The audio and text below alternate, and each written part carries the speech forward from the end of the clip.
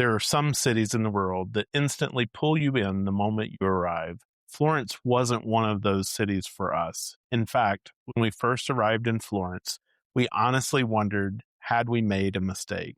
We came into the city during the middle of the holiday weekend, and Florence felt absolutely packed. There were huge tour groups everywhere, scooters weaving through the crowds, people shoulder to shoulder around the major attractions, and the light in the middle of the day bouncing harshly off all the stone buildings made everything feel even more chaotic. Normally, when we visit an Italian city, one of our favorite things to do is to wander. We'll head down the side streets, get lost a little bit, and usually discover quiet piazzas, local restaurants, or neighborhoods that feel authentic and alive.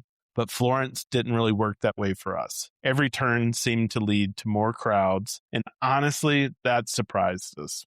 But this episode isn't about why you should avoid Florence, because over the next few days, we started figuring out how Florence actually works. We learned the times of day when the city became enjoyable. We found the places that locals seemed to escape to. And once we stopped trying to experience Florence the way social media tells you to experience Florence, the city slowly started opening up to us. So today, we're talking about how we found the parts of Florence we really loved and how you can experience Florence without letting the crowds completely overwhelm your trip.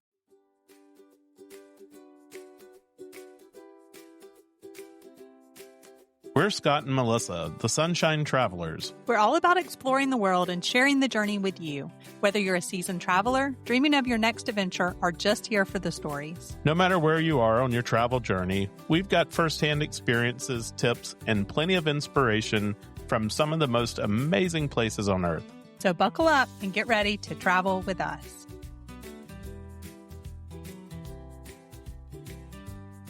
So one of the things that completely changed our experience was that we realized how different Florence felt depending on the time of day. And I think this is something that we typically stay in somewhere overnight, don't just go for the day. But I mean, we really struggled with that. And so it really did help to figure out not only where to go eventually, but how different it felt depending on the time of day. Our apartment was a few blocks away from the Florence Cathedral, that's what we call the Duomo, which at first felt like, oh my gosh, when we first arrived, like this is a huge mistake because we really were in the middle of the chaos. Although it was cool to like walk out your front door, I guess you would call it, because we were in an apartment upstairs, and look to the left. And oh my gosh, there was this Duomo that you had like always seen in pictures. But then when evening came, we realized that the city started to change. A lot of day trippers, cruise passengers left the city center. The streets definitely became quieter. I mean, a lot of the shops, of course, did close in the evenings. And funny enough, our little neighborhood that we thought, oh, we're really staying right in the tourist area was really a neighborhood that came alive at night. And so it definitely felt more local and much more relaxed. I think we kind of realized that this wasn't a city where you just wandered around randomly all day long, hoping to stumble into hidden gems around every corner. And we had experienced that in Bologna. So we kind of had this in our mind. Siena was that way. Bologna was that way, right? But Florence, the restaurants, the bars, all of the social areas seemed to be kind of clustered together a little more intentionally. So instead of wandering aimlessly, we started approaching Florence just a little bit more strategically. We'd visit the major sites early or later in the evening. We'd get in, experience them, and then move back out into those quieter areas. And honestly, once we started doing that, I think the city became dramatically more enjoyable for us. Yeah, and one of the things that I wanted to mention is also, I think, because Florence is a whole lot larger and it's not like you can, hop on a metro or take public transportation from one place to the other. So if you're walking between these spots, you're already covering a lot of ground, which can make it a little bit more challenging. And so, of course, we still did most of the iconic Florence experiences, of course, right? We wanted to see and do these things. So we climbed Brunelleschi's dome at the Florence Cathedral. We visited the inside of the church. We walked across Ponte Vecchio. We visited Michelangelo's David at the Galleria de Accademia. I also, because it was included in our ticket, climbed Giotto's bell tower as part of the cathedral. And I left Scott behind on that Yeah, because I didn't do that because me and heights aren't very good friends, and I struggled a little bit in the Duomo climb the day before. yeah, and we had done lots of these, and I wouldn't say that it was the best one anyway. So we did those things, and so then we went. And so, yes, we did those things that we knew in Florence that were kind of iconic that I think at the end of the day would have been disappointed had we not. I also want to say, Melissa, we've encountered a lot of heat on social media about our views and opinions on Florence as well. You want to talk about that for just a second? Yeah. So I just shared, hey, we've really struggled with this city. Some of the things that we've talked about, we couldn't just wander from place to place and really find things. We struggled because Let's stop and talk about that for just a second, because I think that's an important piece. So in these other cities, you find a side street, you go down it, and there's now new restaurants, maybe new cafes, new shops, right? And there's some level of that in the first little section surrounding the major tourist areas. But once you get outside that first or second street,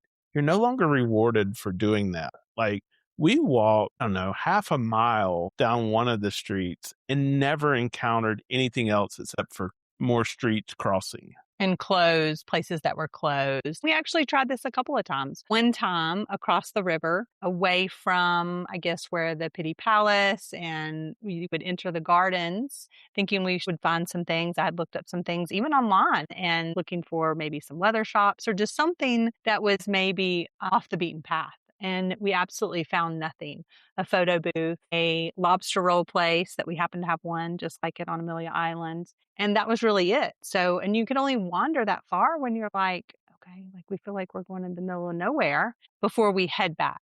And then, once we headed back, yes, we ended up popping into a place and finding a couple of things and then finding some of the viral sandwich places that we're going to talk about. But it was just, I think you can only do that for so long. And then you're just like, am I actually going to find something? Yeah. I do want to talk about one of the things that we found, and this came from, if you listen to the episode where we talked to Federica, she told us this, but we didn't quite understand exactly what she was trying to tell us. But we found that there are actually 3 versions of Michelangelo's David in the city, right?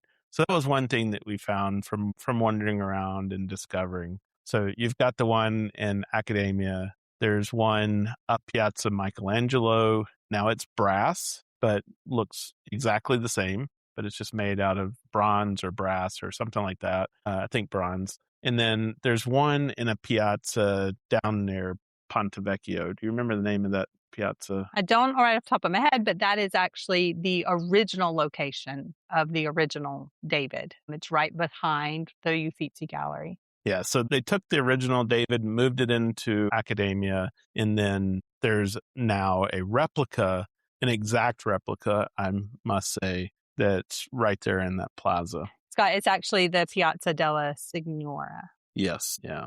And so that was one of the rare times that actually rewarded us. And I do want to allude back to the tips that Federica had given us when we in the episode where we talked about Max Adventure, because she did make the comment, and Scott said we didn't really understand. She did make the comment, yes, you can pay all that money to the David, the original David, or you could sit in the piazza and you could have a drink and you could spend the same money and you could look at it. And so now we know this is what she meant. And so we actually stumbled into that piazza. Well, we did intentionally go. I said I wanted to go to that particular piazza. Yeah. Let's talk about that piazza for just a minute, because one of our most memorable moments from the trip was actually in that Piazza della Signora. And we were there having breakfast at this French restaurant. And you want to talk a little bit about that? Well, yeah. So we saw some people near the statue who were in, like, I would say costumes, almost like you would think of old medieval type costumes. And you said to me, I read about these guys. They were the guards, but their costumes almost look like we would think of jesters or something like that.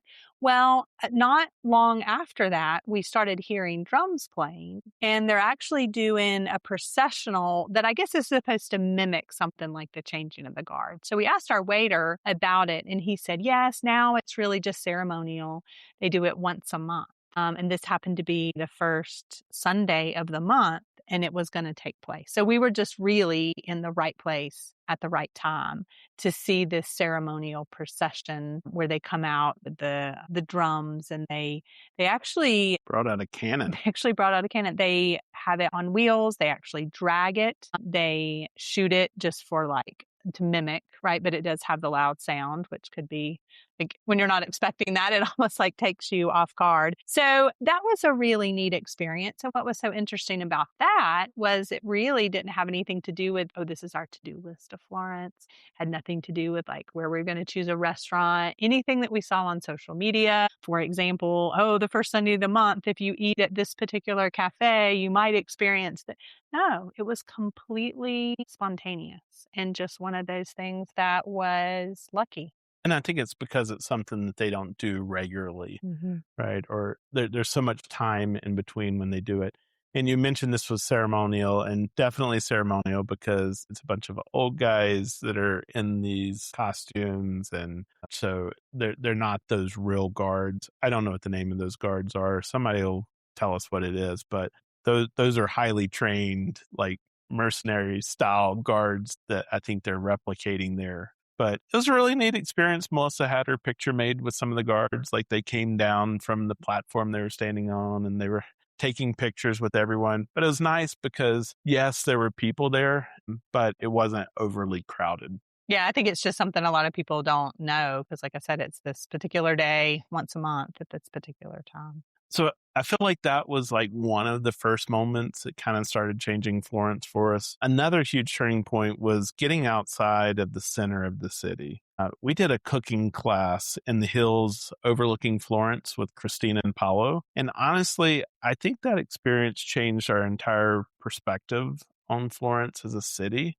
We got above Florence, all the way away from the crowds, and we just really started to enjoy our time there. Yeah, I think one of the things that we learned based on that is a lot of the local people, that's where they live, right? They live outside the city. They have this view. Now, they didn't have a direct view of the city, which some houses might.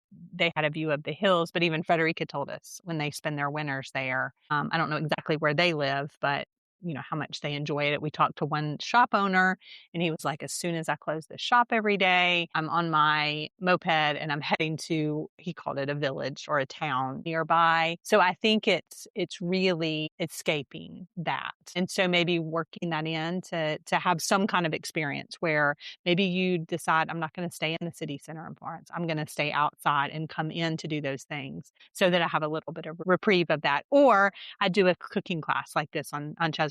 Now, we're not going to go into a lot of details about that because we talked about it a couple of episodes ago where we talked about 3 food experiences that we have done on this trip that have been just absolutely phenomenal. So go take a look at that. We will put a link to this in the show notes, but it's Cesarena that we booked it through, and they have cooking classes all over Italy. It was an absolutely phenomenal evening where we were like, okay, this is fantastic. And I think that reminded us that sometimes in places like Florence, you have to intentionally create that space away from the busiest parts of the city, meet the locals, kind of slow down a little bit, and that's when you start to enjoy it.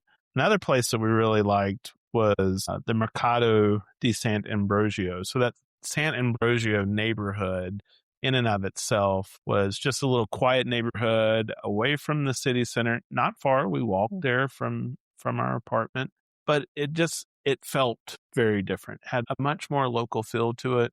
The market there is very different than the market in the city center. You know, you had, instead of souvenirs and leather and tchotchkes and stuff like that, now you had vegetables and fruits and handmade goods that people were selling. And then if you went into the market. They had lots of stalls where they sold meat and fish that the people would come and buy their dinner for that evening. Well, and also we could have almost like a little snack at the counter there. And we kind of watched. The locals were ordering a drink, having little small bites. They had some little like sandwich type things and pastries.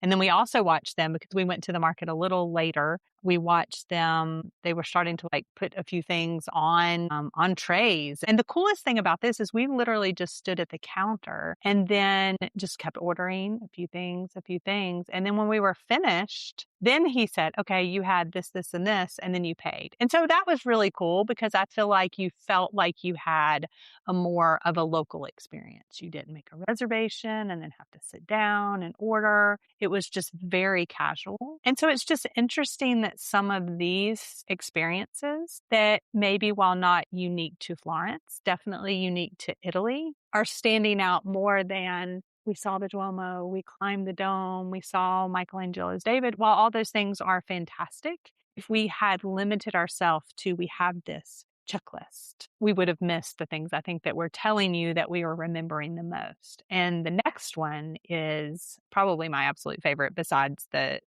cooking class that we did was it looked like there was like I don't know if it was like an artist market or we wandered a little bit further past that St. Ambrosio and it was actually like a row of antique stalls, which is just like my love language. I just love that. I love that at home. I love that when we travel. And it was booth after booth of antiques. And we probably stayed there, what would you say, Scott, like over an hour? Easily. If not more, looking at things and saying, oh, how could we, scheming, how could we take this back? Look at this neat thing they have. I did find one souvenir from that because I just felt like it would be so special is this one man was selling its prints that I've had in the past, but it's prints that they used to print and make copies of, and it has the place labeled. And people used to buy them to like show, here's where I've been and things like that. And he was selling them for like €2 a piece. So I was looking through the stack of them, and it was places that we'd already been in this trip,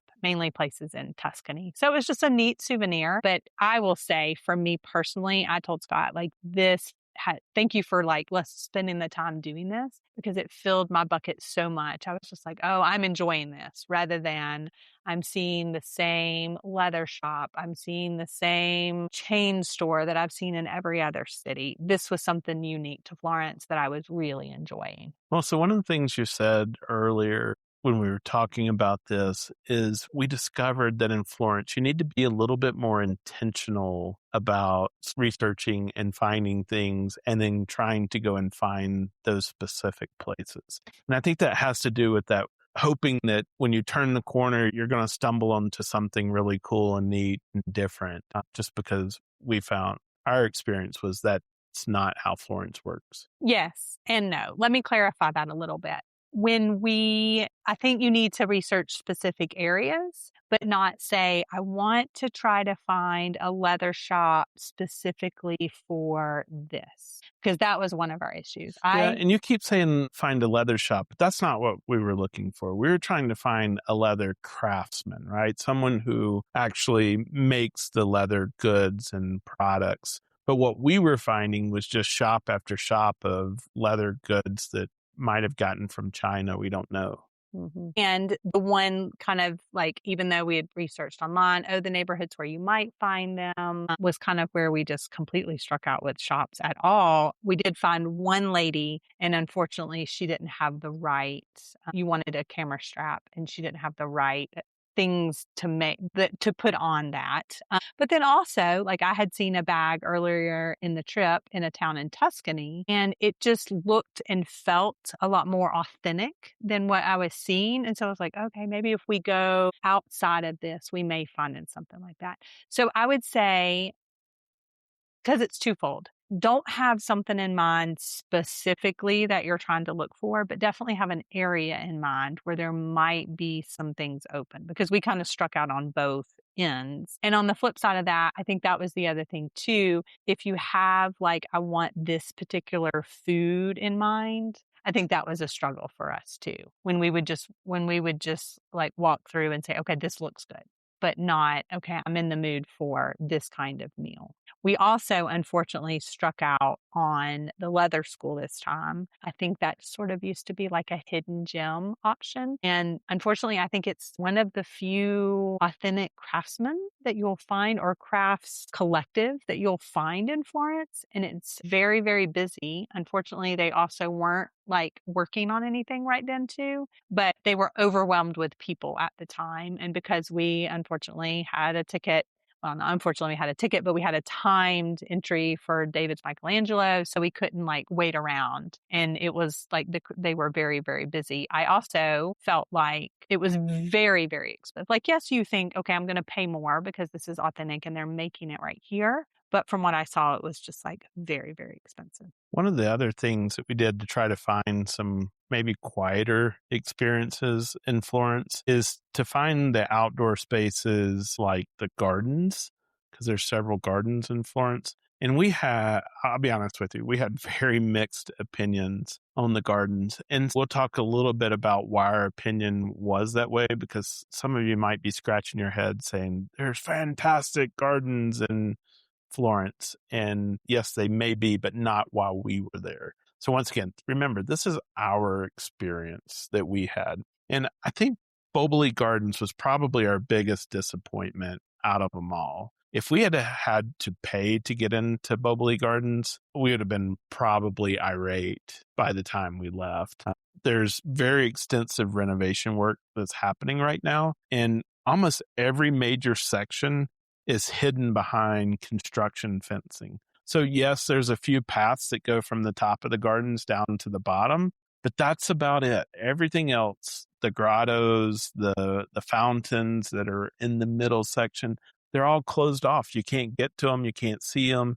There's construction fencing in there. And honestly, it detracted from the gardens in that experience. Yeah, and I do want to talk about the other gardens. I had two things that I wanted to add before I forget. First of all, we asked for recommendations about the gardens. Federica at the winery had said that Bardini Gardens was her favorite, to not miss that, and that we were very lucky that we would be there at the perfect time to visit the Iris Garden, which is only open for 3 weeks in the spring when they're blooming. During our visit at our cooking class, Paolo had told us that Boboli Gardens was absolutely their favorite. See, they could walk to the top of it from where they live, and then they can walk down and just enjoy that. And they said that was their favorite. So we asked two locals for their recommendations. And then before I finish talking about the gardens, the second thing I wanted to say is, if you've listened to the podcast for any length of time, you know that Scott and I pretty much rave on almost every destination that we go to.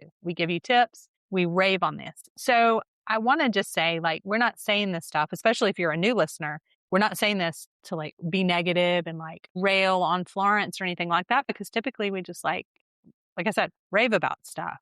But we wanted to share that our experience, in a very honest way, was a bit disappointing at this particular time. So let me get back to the garden. So we did go to the Giardino del Iris, which is the Iris Garden. Unfortunately, I think they must have had some crazy weather in Florence or something right before we hit, because we'd seen these beautiful irises blooming everywhere in Tuscany. We had seen the wisteria blooming everywhere. They had literally just opened the Iris Garden, and a lot of the flowers were already seemed to be wilted. I will say, of all them that we visited, because we did Boboli, the Iris Garden, Bardini, and the Rose Garden, I would say I would rank this Iris Garden at the top, though. Yeah, I think Bardini, the wisteria wasn't blooming, and so you just had that covered walkway that the wisteria covers. There wasn't anything else blooming in that garden. And yes, I think it could be nice, and it could be that the time of year that we visited, it just wasn't a great experience, and that's okay. Like, you're not going to hit a home run on everything.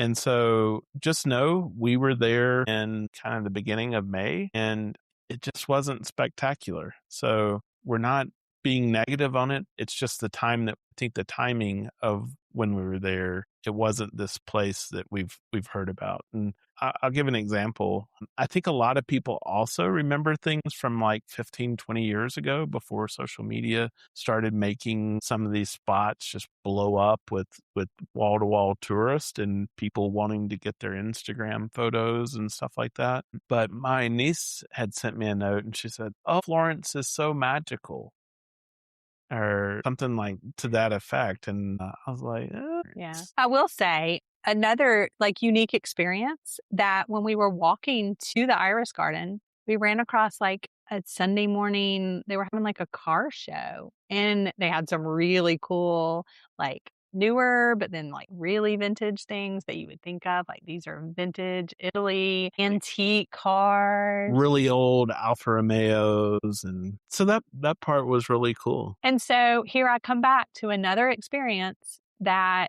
isn't these famous things about Florence, right? It's not the famous gardens.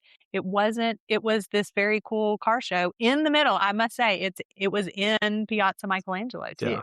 And so if you were only saying, I'm going to this place, this place, this place, and if we'd said, oh no, we have to hurry and get to the Iris Garden, and then we have to hurry and get here, and hadn't just, I mean, we didn't spend a long time there, but if we hadn't taken a few minutes to enjoy that, or taken a few minutes to enjoy the row of the antique shops because we had to rush to the next thing. So once we found these kind of almost hidden gems for us, these little events that were happening, taking the time to linger in that. And because like as you're noticing, as you're listening, these are the things that were the most memorable. So let's finish up on the gardens real quick. And I think our recommendation was we found that the Rose Garden was our favorite of Boboli, Bardini, and the Iris Garden. Out of all of those, the Rose Garden next to Bardini was probably our most favorite. And we thought that was, and it's free, by the way. Bardini, you have to pay to get into. And that might have been part of our letdown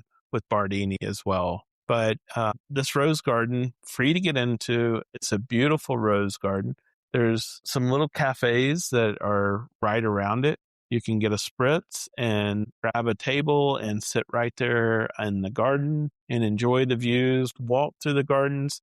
In my experience, roses tend to bloom longer, have a longer blooming period than things like irises and stuff like that. So I would suggest that you put that rose garden on your list as kind of that quiet place outside the city center to escape some of the noise. There's still going to be people that come through there. There's still going to be tour groups that go through there. You're not going to get fully away from that. But it was a much quieter, calmer place than the rest of Florence for us. Yeah. And then just to kind of wrap up as far as the gardens, let me circle back to Boboli. So of course it was very, very crowded. We didn't have to pay simply because it was the first free Sunday. Fortunately, we came in from a back entrance from Bardini because the line to get in the Pitti Palace and the Boboli was astronomically long. The biggest issue was, like Scott alluded to earlier, so much of it was closed. The whole area where Neptune's fountain was closed, and you literally couldn't even see it, but behind like a little bit of scaffolding. The whole entryway was closed. They were doing construction on a lot of the grottos. So really the only area that I enjoyed was at the very top. They have an area that overlooks those hills, the Florentine hills that we had been to for the cooking class. And then there's a pink building there and they have that is a beautiful garden. That was honestly the only part that I had enjoyed. Unless you have anything else you want to say about the gardens, one of the things that we also noticed about Florence is just how heavily social media has shaped the way that people experience this city. This was very visible in like these gelato shops and sandwich shops that have become famous on TikTok and other social media platforms. And the lines to get to these can be absolutely unbelievable. We're like, have zero interest in that.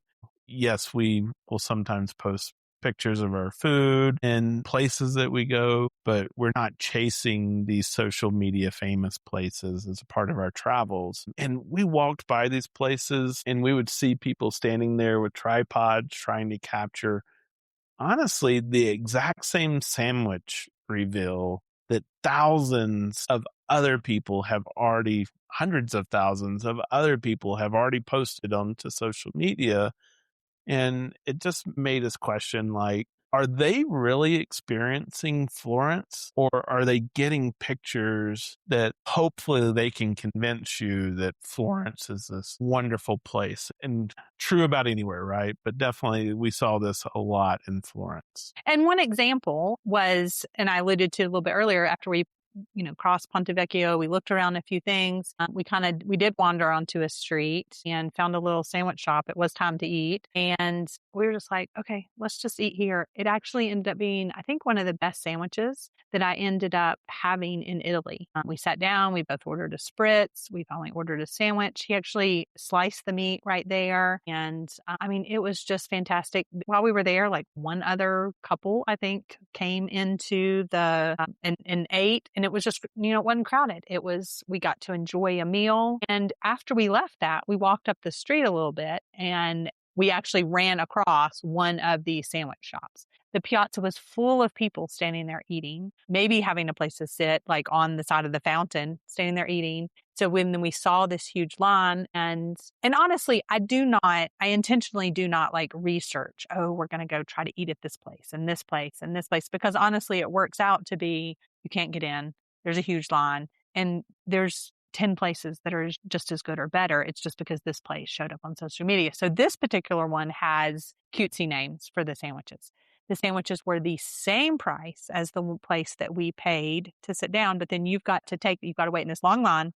You've got to get your sandwich, and then you've got to just stand up and eat it, which if you're walking around Florence all day, I don't really care to do that. You Yeah, need a break. You need a toilet in a restaurant that you've already paid for that you can go and use their bathroom. And so it's just so much more of an enjoyable experience to see what looks good for you instead of trying to say, okay, I ate the sandwich. The other thing I want to say about these sandwiches or these sandwich shops is a lot of them, because then they have to make the things so fast because they're so crowded.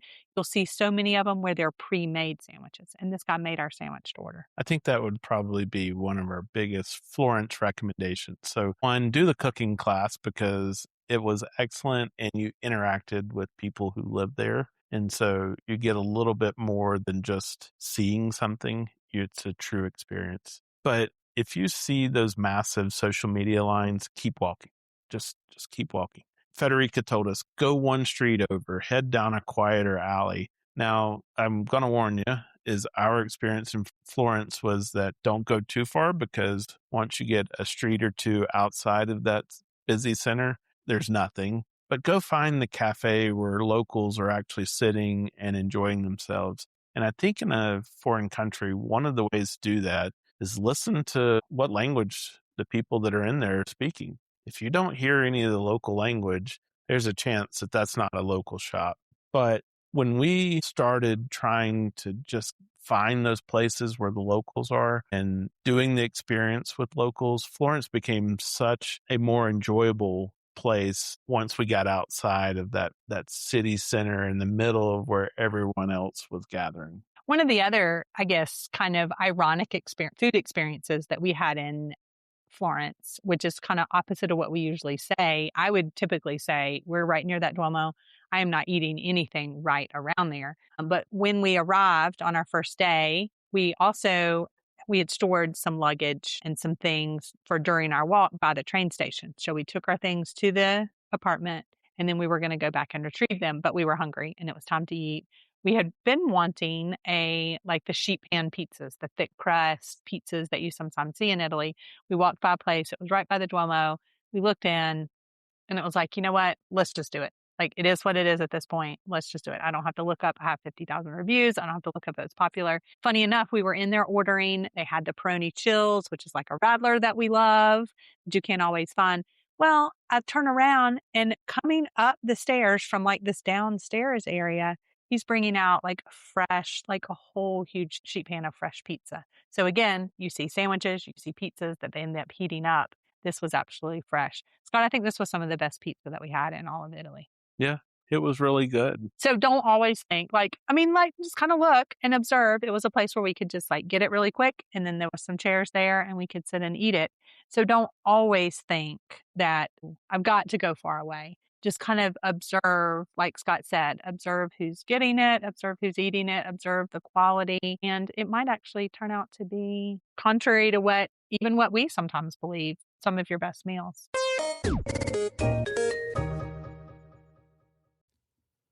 Are you looking to plan your next unforgettable adventure?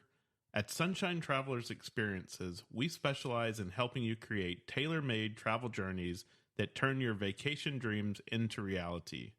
Whether you're craving a relaxing beach escape, an awe-inspiring cultural journey, or a thrilling outdoor adventure, we can help. Why choose Sunshine Travelers Experiences? Personalized itineraries designed just for you, expert travel advice and insider tips, seamless booking from start to finish, exclusive access to top destinations and hidden gems. We also book cruises, all-inclusives, groups, tours, and so much more. If you're unsure where to even start planning that bucket list trip, start by asking us. Then let Sunshine Travelers Experiences handle the planning so you can focus on making the memories. Explore now, sunxtravel.com. If you have any questions, email us info@sunshinetravelers.com. Well, let's talk about the bistecca. So the famous Florentine steak, we definitely wanted to experience that while we were in Florence. And so we made reservations at this place called Trattoria dell'Asta. And I'm going to tell you, it's probably a very touristy place. You have to have the reservations. The people who were eating there, I think, were mostly tourists. But it's one of those famous Florentine steak places that you do see. We thought the food there was really good. The service was really good.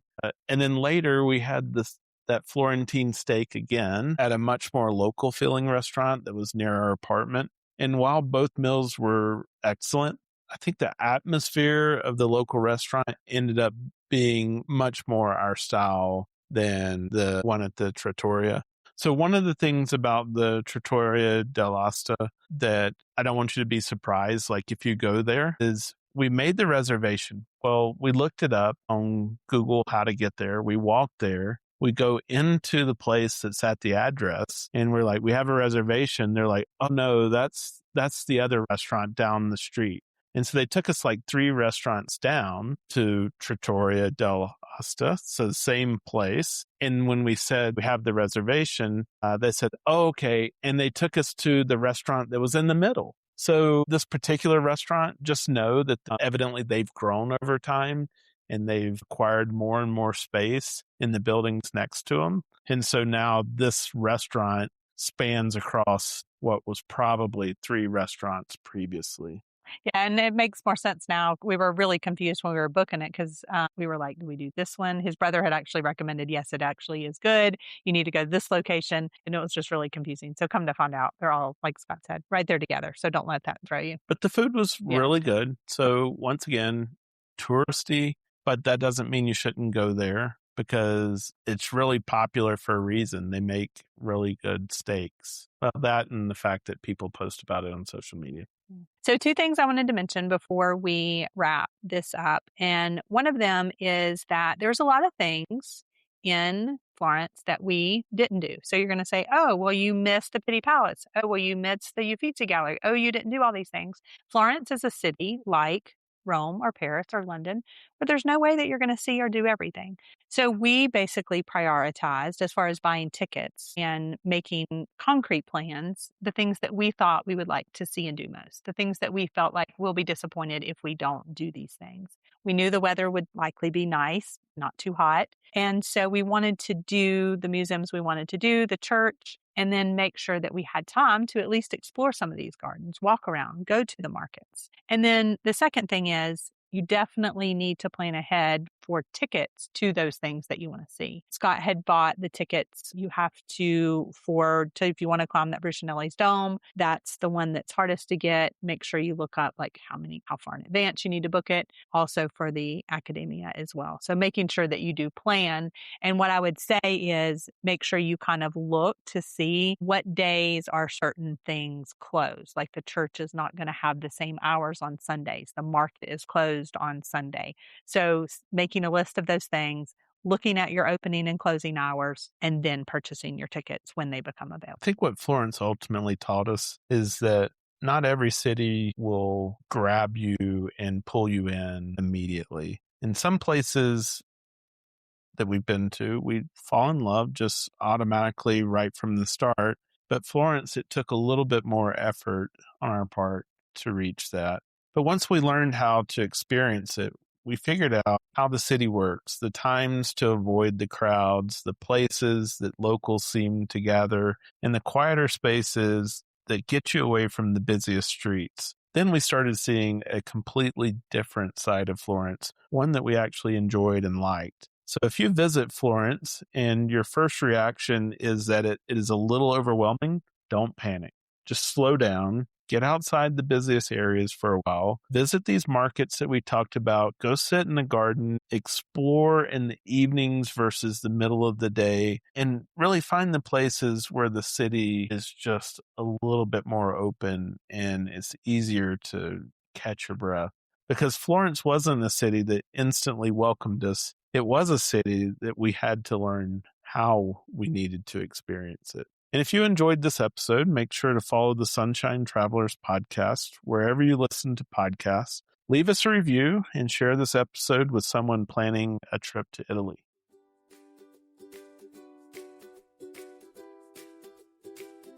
Well, that's it for today's episode. Wherever you're listening from, we hope we've added a little spark to your travel dreams today. If you've been enjoying the show, a 5-star review on your favorite podcast platform goes a long way. It helps new listeners join our Sunshine Travelers family. Be sure to follow or subscribe so you never miss an episode. And join us on Instagram or Facebook at Sunshine Travelers Podcast. Remember, that's Travelers with one L. And if the stories, tips, and adventures we share bring a little sunshine to your week, you can even buy us a cup of coffee now. You'll find the link in the show notes. And of course, share this episode with a friend. Adventure is always better together.